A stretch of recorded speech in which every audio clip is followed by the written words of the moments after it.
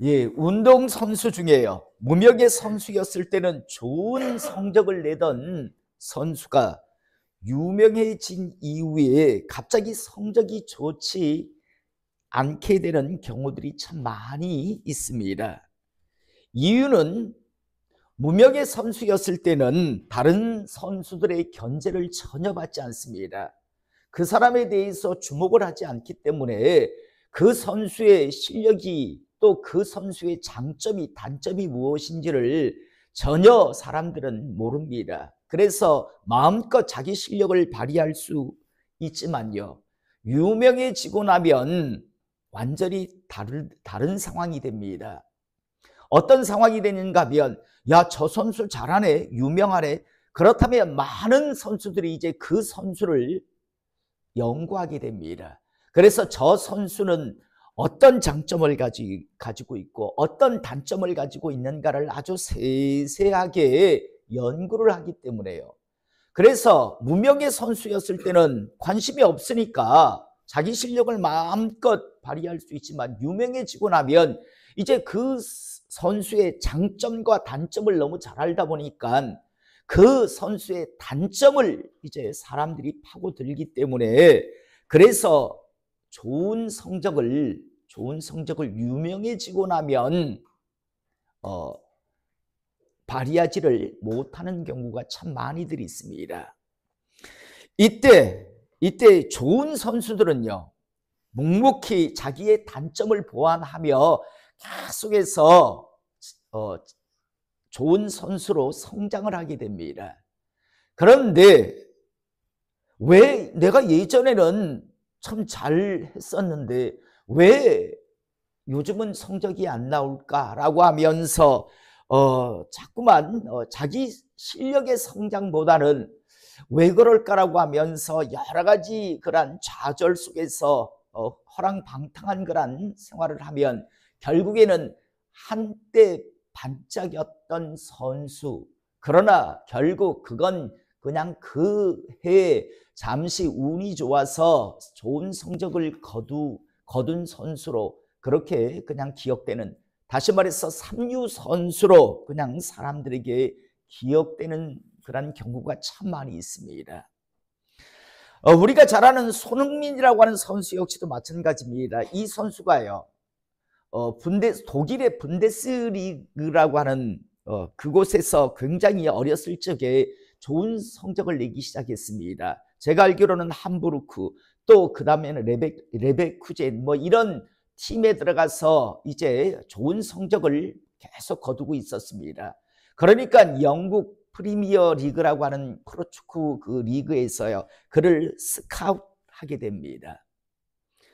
그런데 손흥민 선수가 독일에서는 그렇게 잘했는데 영국으로 가서는요, 첫 해에 성적이 거의 좋은 성적을 내지 못했습니다.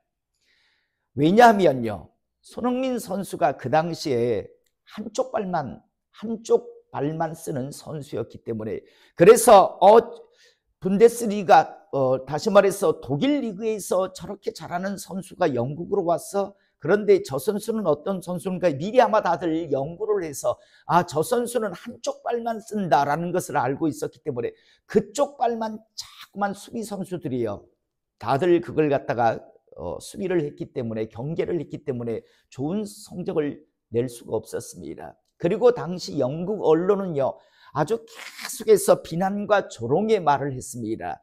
뭐 독일 리그에서 스타라고 뭐 잘한다라고 하는 동양 선수가 있지만 영국 리그에 와서는 별 볼일 없는 선수라는 등, 또 한쪽 발만 쓰는 그런 절름발이 선수라는 등 하면서 굉장히 안 좋은 그런 말들이 계속해서 보도로 나왔습니다. 이때 손흥민 선수는요, 선택을 해야 있었습니다. 자기 그런 한쪽 발만 써도 잘 먹히는 다시 독일 리그로 돌아갈 것인가, 아니면 그 조롱과 희롱의 말을 잠재우기 위해서 양발을 다 쓰는 선수로 자기가 성장할 것인가, 선택을 해야 있었습니다. 손흥민 선수의 선택은요, 비록 많은 사람들로부터 비난을 받지만 내가 이제 양발을 쓰는 선수로 내가 준비되어야 되겠다라고 하면서 묵묵하게 양발을 쓰는 훈련을 계속해서 했습니다. 그래서요, 지금은 영국 리그에서 양발을 제일 잘 쓰는 선수 중에 한 명이 바로 손흥민 선수입니다. 그래서 여러분, 손흥민 선수의 골을 넣는 걸 보면 오른발 왼발을요 가리지 않습니다. 그리고 저 같은 경우도 예전에 공을 좋아했지만 실은 저는 오른발만 씁니다. 오른발로는 얼마든지 슛을 갖다가 참 좋은 슛을 날릴 수 있죠. 왼발은 정말 초등학교 수준의 그런 슛 정도밖에 안 나옵니다. 그냥 툭 건드려서 넣을 수 있을 정도의 상황이면 왼발을 쓸까? 왼발에 걸려도 꼭 그 공을 오른쪽으로 돌려놓고 오른발로 차는 그런, 저는 그러니까 축구 선수가 아니죠. 그렇지만 손흥민 선수 같은 경우에는 지금 영국에서요, 양발을 제일 잘 쓰는 그런 선수 중에 한 명으로요, 아주 유명세를 타고 있습니다. 만약 손흥민 선수가요, 영국에 가서 한쪽 발만 쓰는 선수라고 사람들이 영국 언론이 막 비아냥거릴 때 그냥 하면서 독일로 돌아왔다면 그렇게 수명이 길지 않은 선수였을 겁니다. 우리나라 축구 선수 중에서 한때 유명했던 선수 중에서 그렇게 수명이 길지 않은 선수들이 참 많습니다. 우리나라 프로야구 선수 중에서도 그런 선수들 많잖아요. 메이저리그나 아니면 일본 리그에 가서 뭐 우리나라에서 잘한다라고 갔지만 한 1년 있다가 그냥 돌아오는 프로야구 선수들, 또 축구 선수들은 허다하게 많았습니다.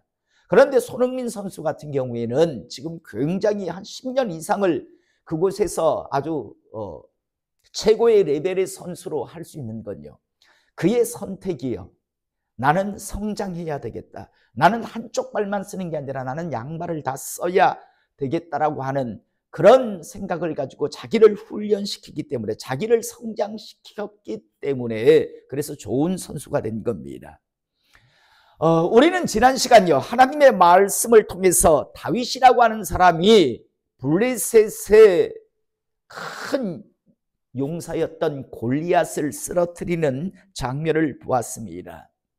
여러분, 다윗이 골리앗을 쓰러뜨리기 전까지만 해도 다윗이라고 하는 사람은요, 이스라엘 사람들에게 전혀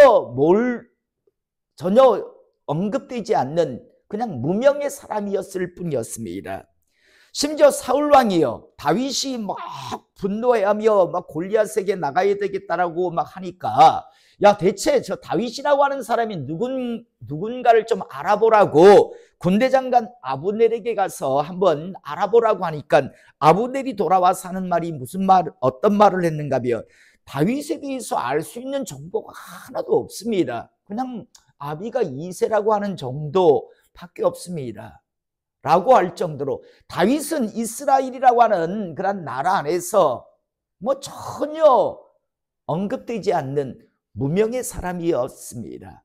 그런데 다윗이 골리앗을 쓰러뜨리는 순간 이스라엘 땅 안에서 최고의 유명인으로 이제 갑자기 막 사람들에게 알려지기 시작합니다. 바이런이라고 하는 사람이 이런 말 했잖아요. 어느 날 잠에서 깨어보니 스타가 되어 있더라라는 말요. 정말 다윗이 딱 그랬어요. 골리앗을 쓰러뜨리기 전까지는 정말 무명의 사람이었을 뿐이었는데, 골리앗을 쓰러뜨리고 난 이후에는 정말 한순간에 자고 일어나니까 스타가 되어 있는 것과 같은 그런 사람이 바로 다윗이었습니다. 자, 여러분, 그런데요, 이미 말씀드린 것 같이 스포츠 선수에 대해서 말씀드린 것 같지만 다윗이 무명의 사람일 때는 어느 누구도 다윗을 견제하지 않았습니다. 이름도 모르는 한 양치기 소년에 불과했으니까요. 그런데 다윗이 골리앗을 쓰러뜨리는 순간 스타가 되었는데, 스타가 되고 유명인이 된 만큼 이제 예전에 없었던 사람이 이제 있기 시작합니다. 어떤 사람인가 하면 다윗을 견제하는 사람이요. 다윗을 견제하는 사람이 이제 나타나기 시작하는데, 여러분, 가장 다윗을 강력하게 견제하는 사람은 누구였을까요? 사울 왕요. 자기보다 더 유명한 사람, 자기보다 더 스타가 된다라는 그런 생각을 했기 때문입니다. 오늘 1절에서 4절의 말씀을 보면 다윗이 사울에게 말하기를 마침에 요나단의 마음이 다윗의 마음과 하나가 되어 요나단이 그를 자기 생명같이 사랑하니라. 그날에 사울은 다윗을 머무르게 하고 그의 아버지의 집으로 다시 돌아가기를 허락하지 아니하였고 요나단은 다윗을 자기 생명같이 사랑하여 더불어 언약을 맺었으며 요나단이 자기가 입었던 겉옷을 벗어 다윗에게 주었고 자기의 군복과 칼과 활과 띠도 그리 하였더라 라고 되어 있습니다. 자, 여러분, 하나님의 사람이요, 본격적으로 하나님의 일을 이제 시작하게 되면 크게 두 부류의 사람이 반드시 나타나게 되어 있습니다.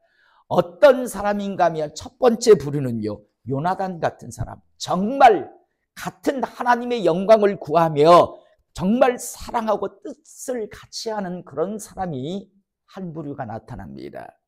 또 한 부류는요, 사울 왕과 같은 사람, 철저하게 대적하며 철저하게 경계하는 그런 사람이요. 이건 여러분 장차 우리 교회도 또 여러분들도 똑같이 경험하게 될 것이라는 사실을 미리 알고 있기를 이 시간 축복합니다. 여러분, 그냥 뭐 시시하게 그냥 교회나 다니고 성경책 끼고 그냥 하고 싶은 대로 하다가 오고 싶으면 오고 오기 싫으면 뭐 교회 안 오고 하는 그런 그냥 그저 그런 성경에서 말하는 허다한 무리 같은 사람이 되면 어느 누구도요, 여러분들을 경계하지도 않고 주목하지도 않을 겁니다. 우리 교회도 주목하지 아니할 겁니다. 그런데 우리 교회가 정말 다시 한번 하나님의 기름 부심의 권능을 가지고 능력의 사역을 하나님의 때에 하나님께서 세상에 드러내놓기 시작하면 그때부터는요, 이 두 부류의 사람이 나타날 겁니다. 우리와 함께 동참하겠다라고 우리와 함께 협력하는 그런 교회, 그런 하나님의 사람들이 나타날 겁니다. 반대로요, 우리 교회를 또 우리 하나님의 사람들을요, 철저하게 경계하며 공격하는 사람이 나타날 겁니다. 다시 말해서 저 교회는 이단 아니야? 뭐 이러면서 이단 시비 뭐 이런 걸 걸어옵니다. 예를 들어 서울의 연세중앙교회 윤석전 목사님이라고 하는 분이 계십니다. 지금은 잘 모릅니다. 제가 예전에는 참 좋은 교회, 좋은 목회자라고 생각했는데 이 교회가 갑자기 막 부흥을 하기 시작했었습니다. 그러자요, 여지없이 대한민국 교계는요, 경계하기 시작합니다. 그래서 이단 시비를 합니다. 대한민국 교계가 참 안 좋은 어떤 습성이 하나 있는데 어떤 교회가 어떤 목회자가 막 갑자기 하나님의 은혜에서 막 부흥하고 막 급성장하기 시작하면 반드시 거는 게 있습니다. 이단 시비요. 저거 이상해. 신학이 이상해. 뭐 어쩌고 저쩌고 하면서요, 반드시 이단 시비를 겁니다. 심지어 예전에 그런 인터뷰가 있었습니다. 아니 뭐 이단 내 문제가 없지 않습니까? 라고 물으니까 이단 시비를 한 사람이 뭐라고 하는 거면 저래야 고분고분합니다. 저래야 저 교회가 저 목회자가 고분고분하지, 안 그러면 저기 지 잘난 줄 알고 너무 설치기 때문에 그래서 반드시 성장하는, 갑자기 급성장하는 교회가 있다거나 목회자가 있으면 반드시 우리나라 교계는 반드시 달려듭니다. 무엇으로 달려든가 하면 이단식이요. 그래서 한 풀을 꽉 꺾어 놓는다라고 이야기를 하는데 실은 참 그건 악한 짓이죠. 목회자의 어떤 신뢰성을 훼손하거나 아니면 교회의 어떤 부흥을요 가로막겠다라는 거거든요. 이게 참 안 좋은 건데, 그런데 이 습성이 대한민국 교계 안에는 항상 깔려 있습니다. 다윗이 골리앗을 넘어뜨렸으면 이건 뭐 이스라엘 땅 안에서 막 축제를 벌이고 막 다 다윗을 사랑할 것 같은데, 그런데 반드시 다윗을 주목하는 사람이 나오고, 물론 요나단 같이 정말 마음을 다해서 정말 자기의 겉옷도 자기의 어떤 갑옷도 칼도 내주는 사람이 있는가 하면 또 경계하는 사람이 반드시 있다는 것, 미리 우리가 알고 나중에 그런 일을 당할 때 당황하지 않기를 이 시간 축복합니다. 여러분, 입으로만 새치허의 신앙만이 판치는 시대에서 하나님의 주신 기름 부심의 권능을 가지고 우리가 가서 사역을 하기 시작할 때 많은 사람들이 환호만 하지는 않을 겁니다. 반드시 이단 시비도 할 것이고요. 뭐 만리 틀림이 하고 이런 반드시 그런 일들이 발생할 거라는 것, 그런 것 전혀 신경 쓰지 않고 오직 하나님만 바라보고 달려가시는 하나님의 사람 되시기를 이 시간 축복합니다.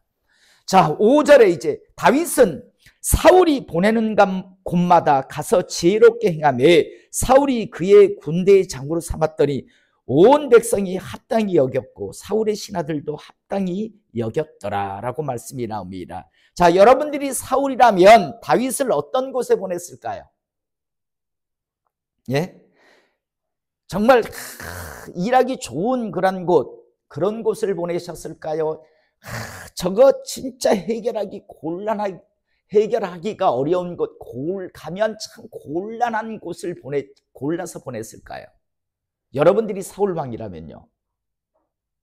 여러분, 사울왕은 분명 아주 해결하기 어려운 곳, 곤란한 그런 지역만 골라서 보냈을 겁니다. 왜 그랬을까요? 그래서 해결해내지 못하는 다윗의 모습을 보며 봐라, 다윗이 골리앗을 쓰러뜨린 건 그냥 어떻게 하다가 그냥 돌멩이 잡아 던졌는데 운이 좋아서 이마박에 맞아서 골리앗이 넘어간 것, 그건 우연히 우리가 흔히 말하는 소가 뒷걸음질 치다가 쥐를 밟은 그런 경우다. 다윗이 그렇게 대단한 사람이 아니다라는 것을 많은 사람들에게 알리고 싶은 거지요.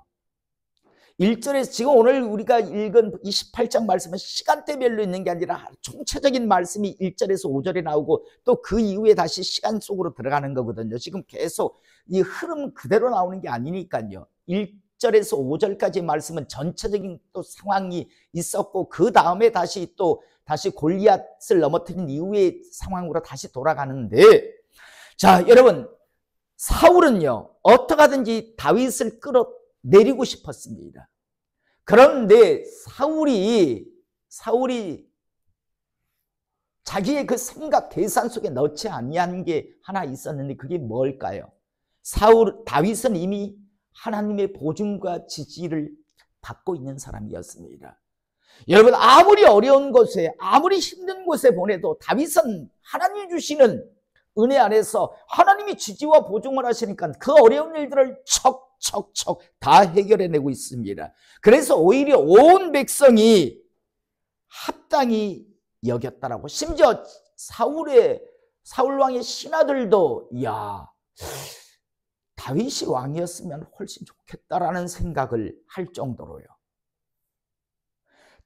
사울은 다윗을 자꾸만 밑으로 끌어내리려고 했지만 다윗은 점점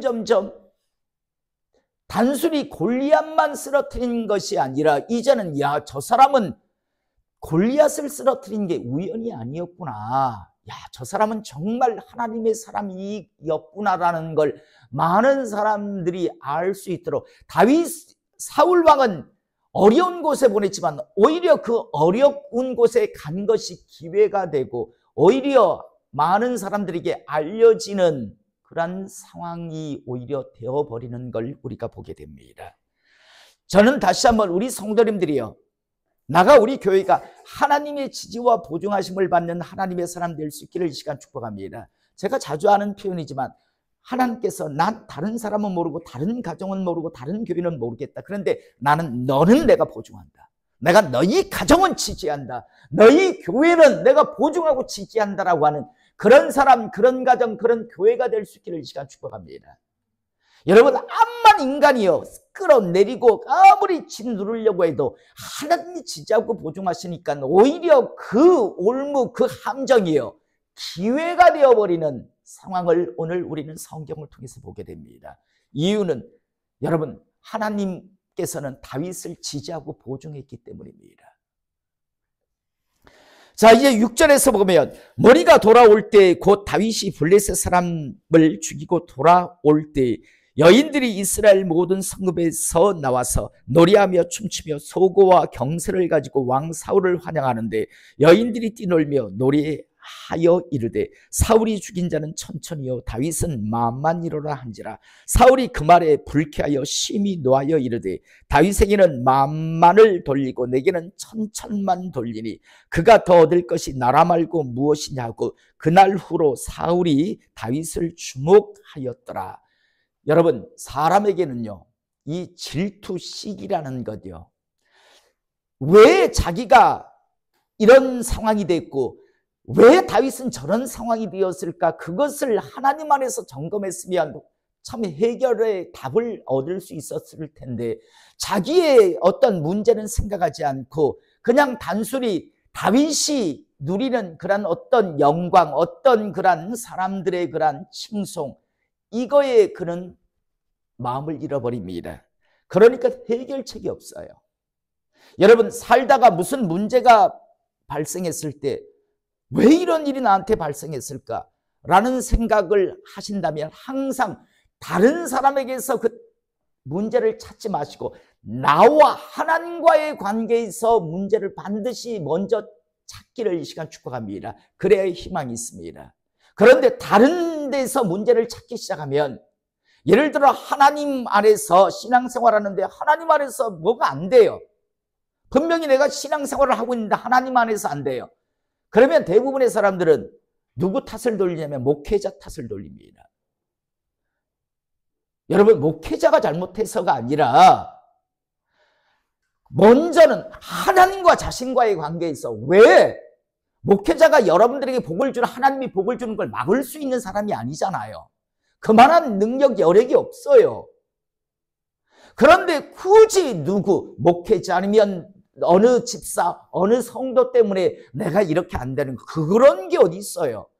먼저 나와 하나님과의 관계에서 뭐가 도대체 하나님 앞에서 막힌 걸까?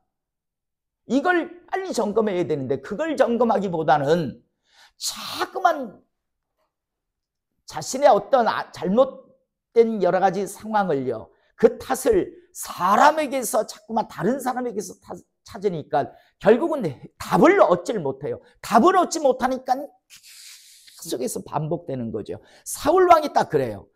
계속 반복해요. 자기와 하나님과의 관계에서 그 답을 찾아야 되는데 모든 탓을 누구에게 돌리는가 하면 다윗에게 돌리잖아요. 그래서 여러분, 다윗을 죽이면 해결됐을까요? 사울 왕이 다윗만 죽였으면 자기는 복 받았을까요? 자기 집안이 복을 받았을까요? 아니잖아요. 사울이 암만 열심히 다윗을 설사 죽였다 하더라도 사울 왕은 복 못 받아요. 그런데 끊임없이 다윗을 자기한테 문제를 찾아야 되는데 다윗에게 모든 문제의 원인을 돌리고 다윗을 제거하면 여러분, 가인 컴플렉스라고 하는 게 있다잖아요. 제가 전에도 말했어요. 가인이 왜, 여러분, 하나님께서 가인의 제사를 왜 안 받았나요? 가인은 건방졌거든요. 가인 이름의 뜻이 뭐라고 했습니까? 희망, 소망, 이런 뜻을 가지고 있어요. 아담과 하와가 교육을 잘못 시켰어요, 실은. 가인에게는 우리의 희망, 우리의 소망, 우리의 기대, 이런 식의 사고를 가지고 있었어요. 그러니까 큰아들은 이랬어요. 그런데 아벨은 이름이 뭡니까? 허무, 허탈, 기대 없음이란 뜻이에요. 그러니까 둘째 아들 아벨에게는 기대를 안 가졌어요. 그런데 이 두 사람이 성장해서 하나님 앞에 제사를 드리게 됐는데 가인은 어떤 제사를 드리나요? 곡물을 드려요. 농산물을 드려요. 여러분, 농산물 드렸고 뭐 양 드렸고 이거 아닙니다. 가인은요, 제사를 드릴 때 어떤 마음이라고 했습니까? 하나님, 내가 제사 드립니다. 받으세요. 좋지요? 이런 자세였어요. 대신 아벨은 자기 부모에게도 인정을 못 받던 사람이니까 하나님, 제 재물을 좀 받아주십시오. 부족한 자의 이 예물을 받아주십시오라고 하는 그런 제사를 드린 거예요. 그러다 보니까 하나님께서 아벨의 제사를 받는 거죠. 그런데 이 건방스러운 가인의 제사를 그걸 받지 않으시잖아요. 그래서 나중에, 그런데 아벨의 제사는 받고 가인의 제사를 안 받으니, 제물을 안 받으니까 나중에 어떻게 합니까? 가인이 씩씩거리잖아요. 그때 하나님께서 말씀하시잖아요. 가인아, 왜 씩씩거리니? 문제는 너한테 있어. 내가 너의 제사를 받지 아니한 이유는 바로 너한테 있다고 라고 말해 주세요. 그러면 가인은 자기를 봐야 되죠. 왜 하나님 앞에 난 무슨 문제였을까? 아, 내가 시건방졌구나, 건방졌구나, 내 마음 자세가 이미 틀려 있었구나라는 걸 알았으면 그 다음에 정말 간절한 말로 주여 하나님 저의 제물도 받아주시옵소서라고 이런 제사를 드렸으면 됐을 거예요. 그런데 가인은 어떤 짓을 합니까? 하나님이 그렇게 말씀해 주시는데도 문제는 너한테 있다라고 하는데 결국 가인의 선택은 뭡니까? 아벨만 제거하면 내 거 받겠지라고 아벨을 제거하려고 달려들죠. 그리고 아벨을 죽여버려요. 그게 바로 가인의 저주입니다. 그런데요. 오늘 우리가 읽은 본문 말씀 보면 사울 왕이 똑같은 짓을 해요. 자기한테 문제를 발견해야 되는데, 그런데요, 자기한테 문제를 발견하는 것보다 다윗을 이후에 계속 사울은 다윗만 제거하면, 그런데 제대로만 보면 딸 다윗을 죽인들 자기가 복을 받나요? 하나님이 다시 쓰시나요? 아닌데, 그런데 끊임없이 가인이 했던 그 어리석음을 사울 왕도 반복하는데, 그런데 더 안타까운 건 이 시대 교회 안에 있는 사람들 중에서 많은 사람들이요, 교회 안에 우리가 지금 빌립보서 강해의 말씀을 수요일날 들어가는데 빌립보 교회에도 분쟁이 있었다 했잖아요. 교회마다 분쟁은 끊임없이, 인간들이 있는 곳에는 끊임없는 분쟁이 발생을 해요. 그런데 문제가 뭔가 하면 대부분 다 그럴듯한 명분을 다 앞세웁니다. 하나님을 위해서, 교회를 바로 세우기 위해서. 그런데 솔직히 양파 껍데기 벗겨보면 자기 욕심이고 자기 의잖아요. 자기 성취. 그런데 대부분요, 하나님 안에서 뭔가 잘못됐으면 하나님 안에서 문제를 찾으려고 계속 해야 되는데, 그러면 해결책이 나와요. 그런데 하나님 안에서 해결책을 찾는 게 아니라, 문제의 원인을 찾는 게 아니라 모든 원인을 누구 때문에, 뭐 때문에라고 찾기 때문에 정답을 끝내 못 찾아내요. 그래서 계속 그런 인생을 살다가 사울 왕이 결국 그런 인생을 살다가 그냥 사그러져 가잖아요. 길보아 전투에 올라가서 블레셋 사람들에게, 그것도 자기 자식들 죽어나가는 걸 지 눈으로 보니 왜 두 눈 뽑히고요, 그 다음 목이 잘려서 성벽에 달랑달랑 걸리는 그런 인생 마지막을 그 하나님의 기름 부심 받았던 사람이에요.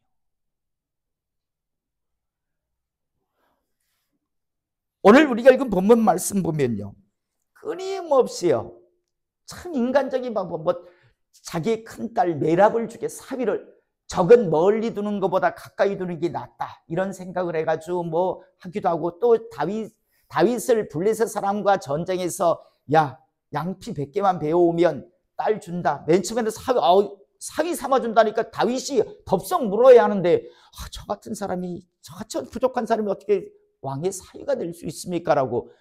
그러니까 나중에 큰딸 메랍은 다른 데 시집 보내요. 그런데 또 둘째 딸이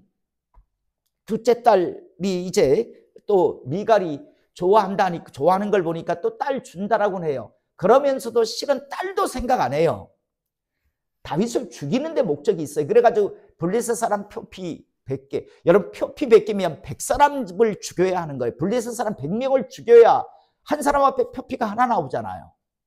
그러니까 표피 100개만 가져오면 딸 줄게. 야, 너희 집이 그렇게 못 살아도 괜찮아. 그냥 사위 삼아 줄 테니까 대신 표피 100개만 갖고 와. 그런데 목적이 뭡니까? 블레셋 사람 표피 100개를 배우려면 목숨 걸고 나가 싸워야 되거든요. 그런데 다윗은 나중에 어떻게 합니까? 사울 왕이 벌컥 안 넘어가겠습니까? 100개만 가져오라 해가지고 하면 저거 죽겠지라고 했는데, 다윗은 나중에 몇 개를 가져옵니까? 200개 갖고 오잖아요. 200개, 제가 200개를 갖다 사울왕에 갖다 줍니다. 자, 여러분, 오늘 이 시간 다시 한번 사울의 어리석음, 나가 가인의 어리석음을 반복하지 않는 우리 모두가 될 수 있기를 이 시간 축복합니다. 여러분, 하나님의 사람으로 살다 보면 분명 정말 치밀어오는 분노, 아니면 정말 왜 이렇지, 왜 이렇게 안 되지라는 그런 상황에 놓일 때가 있습니다. 아니, 전능하신 하나님이라며, 아니 하나님 앞에서는 기적이라는 단어가 없다며, 아니 하나님이 한 번만 편들어 주시면, 한 번만 손들어 주시면 될 것 같은데 왜 이렇게 안 되지라는 상황이 놓일 때가 분명히 우리에게 있습니다. 이때 우리 모두요, 하나님 안에서 그 문제를 꼭 찾기를 이 시간 축복합니다. 가인같이, 사울왕같이 자꾸만 엉뚱한 데서, 가인은 아들을 죽임을 통해서 자기 제사가 이제 하나님 앞에 드려질 거라는 착각을 하지만 그건 착각이고 오해고 그건 저주였듯이요. 사울왕 역시도 마찬가지였다는 거죠. 다윗 죽인들요, 아니 다윗 같은 사람을 1000명, 10,000명을 죽인다는들 하나님께서 사울왕에게 다시 오실까요? 안 오세요. 사울왕에게 복을 줄까요? 없어요. 그런데도 불구하고 끊임없이 일평생 남은 생을요, 다윗 죽이는데, 하나님이 기름 부심 받은, 하나님이 보증 지지하는 사람을 죽이겠다고 평생을 바치다가 결국 비참한 최후를 몰락하는 집안이 되는 것을 우리가 보잖아요.